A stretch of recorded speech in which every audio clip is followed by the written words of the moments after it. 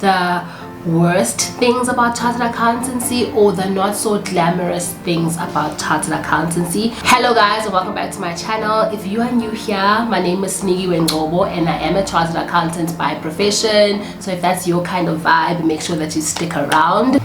On this channel, I've shared a lot of content on how I became a chartered accountant, my chartered accountancy journey. I've shared the do's and the don'ts, how to study. I've shared a lot of content. Is it worth it being a chartered accountant?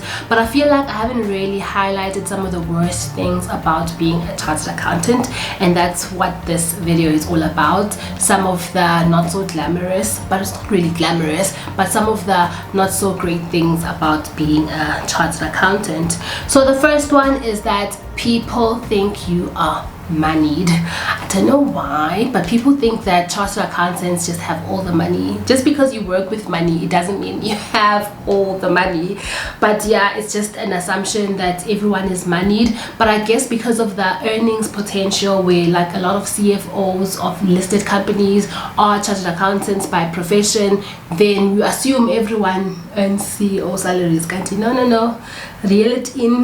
Reel it in. So we are not all moneyed. I guess you won't be poor, but I think it's overhyped. I've also watched videos on Bonnie's channel where she shares people's salary slips, and I'm like, oh my gosh, people earn so much, and like some of them it's like with no degrees. So I just feel like the chartered accountancy route is sometimes hyped that you are moneyed, and then there's that expectation. Can't you know?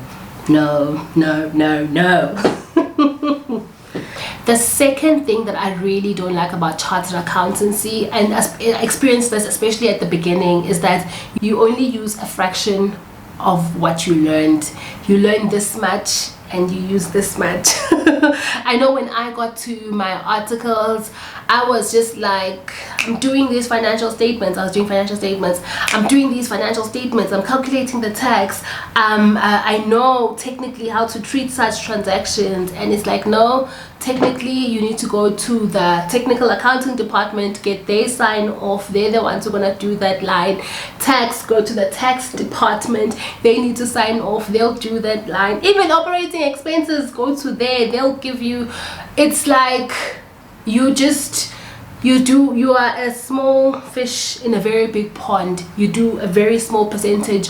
So sometimes you're like, why did I study so hard to use so little of it? Because like, if also let's say you're not a tax practitioner, then it's like, all that tax knowledge, you don't really need it. Well, you do need it like when you're working with complex transactions, but that's not all the time. So I just sometimes feel like, guys, it's too much, but we don't use all of it. But I suppose because the profession is so wide, it then helps that you've got so many options. But the fact that you use so little of it, it shocks me till this day. The third thing that's not so great about being a chartered accountant, I think this also applies to other corporates, is that you're not really a unionized employee, or you are considered a professional, so you don't really have like working hours or charge overtime for the overtime that you work. It's like, this is what is expected of the role. Just do it. If you can do it in 5 hours, great for you, but usually it requires you to do it like in 10 hours or 12 hours in a day, and then that can feel like, yo, so I need to give so much of myself, or I need to do so much. And I guess this also differs like company to company. It may just be something that I've experienced and not something that is generic to the profession. But generally, you're a professional and you're not necessarily going to be charging overtime hours. You just get paid what you get paid. And maybe you get like a duvet day to say, oh, just stay in your duvet, you've been working so hard over year end, it's okay, just have that day. But it's not like structured where you say, I'm in at 4, I'm out, at 8, I'm out at 4:30 or 5. No, it's not clockwork. I feel like you're always on call, almost like a doctor. And the more senior you get, I feel like it's the more you are like always on call, have to be sharp, have to be available, and sometimes that's just a lot, especially when you have a family. But yeah, that's the expectation that comes with being a chartered accountant. Number 4 is that no matter how hard you work, you earn the same salary for the whole year, and it feels like so long and you do so much. But unless maybe like your fee structure is different, you're on commission, but basically you earn the same salary all year round. And then there's like bonus cycles for different companies. So if the company though didn't do well and you were sprinting, working all these extra hours at no additional compensation, bonus time can come and you can be disappointed because you put in so much. But if the organization didn't do well profit wise, you're not gonna get recognized for that effort, or you're just gonna get a little bit of a bonus. So that really sucks. I think this is also like a corporate thing, not a chartered accountancy specific thing. But obviously this also differs company to company. You can maybe sometimes get an out of cycle bonus or out of cycle increase, but basically you get the same amount all year round. The 5th thing is that you sit all day long at your desk, whether it's at the office or at home. You basically sit and you're on that laptop or in meetings, Zoom calls, Teams calls, but basically you are ABC. You are attaching your bum to the chair. And I feel like that's like your health wise, it's not great. You can easily gain weight, become overweight because you sit, you work, you eat, you come back, you sit. I think that's why a lot of chartered accountants do cycling and they run marathons, because you just want to have that physical activity in your life, and you can only really introduce it in that manner. Speaking of marathons, my husband is also a marathoner. He is a chartered accountant as well, so you can also check out like my marathon vlogs as well, where we just go and support him as a family, so that he can do his thing and make us proud and make himself proud actually. But if you are maybe in audit or something a little bit more, maybe if you're in audit, you sometimes go and you're doing a physical validation of the existence of certain assets. So you might be going to a farm to see that the cows really exist, or to see that the crops really are there. But generally it's a sitting on your laptop kind of job. It's not something where you are out there seeing the world, climbing ladders, none of that. The 6th thing about being a chartered accountant that is not so great is that you get offered credit left, right and center, and you can easily fall into bad money habits. This happens as soon as you pass your honors. It's like boom boom boom, they're offering you overdraft facilities, they're offering you credit cards.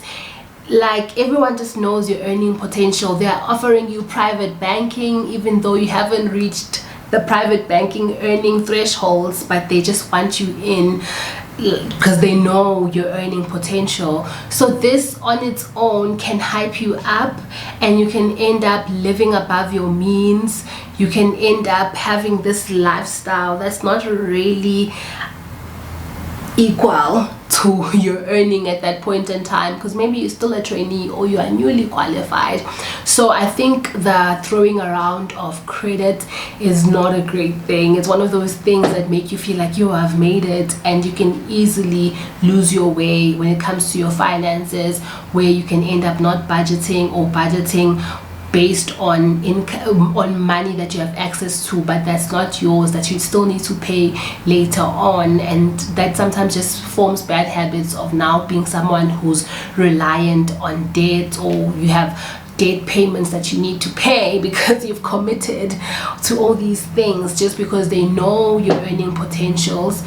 You can be a victim of that if you are not careful. Number 7 is that people think you know everything. They think you know auditing, you know tax, you know accounting, you know everything, whereas that's not the case. Maybe straight out of varsity, while you're still doing your articles, you know the most. Like I think your honors year and the first 2 years of your articles, or 3 years, you know the most. But But after that, it starts to deteriorate because you start to specialize in whatever field that you're in. But people assume that you know everything, which can then be difficult to say, oh, I actually don't know the tax treatment of this item. That thing is new. Or there's a new standard, I'm not maybe so clued up on it. Although we do have to have, you have to have CPD hours, continuous professional development hours, where you also stay in touch, you know. You do continuous learning with the profession to stay up to date with the new IFRS standards that come out and just stay abreast, you know. But it's difficult to be an expert or to know all those things outright. So sometimes the assumption is that you're a CA, you should know this, and you're like, I'm a CA, but the last time I calculated this was 5 years ago, or however long ago. So that can be quite challenging. So I do think we have that challenge of having to constantly stay in the know, because anyone can come at you with a tax angle, with deferred tax 10 years later, and you're like, child, when last did I look at that standard? So I think yeah, that's very challenging to remember and know all these things many years later after you've qualified. And the eighth con, which I think maybe it's a con for everyone in corporate, it's that this was my biggest con. I should have started with this. It's that from the time you are born, it's like there's an expectation of what you should be doing.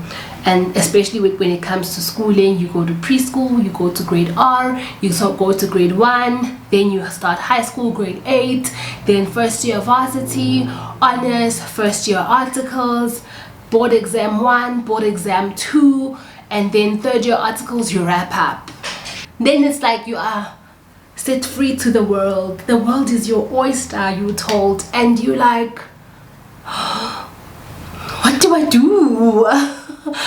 So I feel that there is not enough, I don't know whether it's guidance, but that's what I share on this channel in terms of the possibilities. I also have a video where I share what do chartered accountants actually do, so that there's a picture of what do CAs really do, what can you go into. Because once you're done with your articles, usually you can find a job. There's quite a few jobs on newly qualified CAs, but it's difficult. Do you want to stay with what you were doing in your third year if you are maybe doing the top program and you're just like, oh, let me just stay at a bank or whatever financial or whatever company I'm at? Do you just stay there and work whatever job you can find, or do you venture out? Especially if you're in audit, most people want to leave audit. Do you go and you just become a financial manager? Is that it? Or what kind of financial manager? Do you go into a manufacturing company? Do you go into financial services? I feel like the world just becomes your oyster. Do I go into retail banking if you're at a bank? Do I go to corporate banking? Do I want to stay in finance, or do I want to explore something outside of finance, like something in treasury, something totally different? So I think the biggest con is that there are so many possibilities, and it's difficult once you qualify and you don't have someone to tell you that after articles comes this, because after articles it's you. It's like we're ready to face the world, and I think that can be scary, daunting, and can be difficult.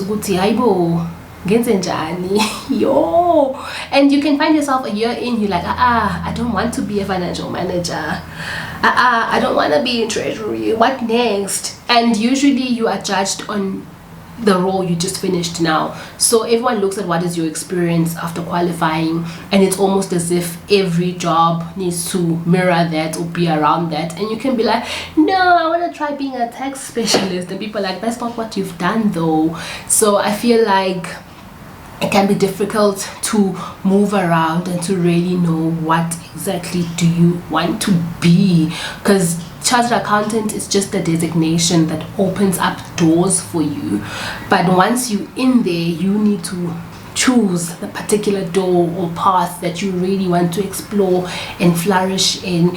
And I think it's, yeah, just having to find your way. I think I will do a video on finding your way after articles, because child it's not that easy. Thank you so much guys for joining me on this video. I hope this video did give you guys some context to some of the difficult or things about chartered accountancy, some of the challenges that are there in the profession, so that you guys know that it's not all sunshine and roses. As much as it's really good, it can be fulfilling if you've taken the path that you really enjoy. So I hope this did shed some light, and I will see you on the next one. Don't forget to like, comment and subscribe and do all of that good stuff, so that we can get this channel growing. And I will see you guys on the next one. Bye.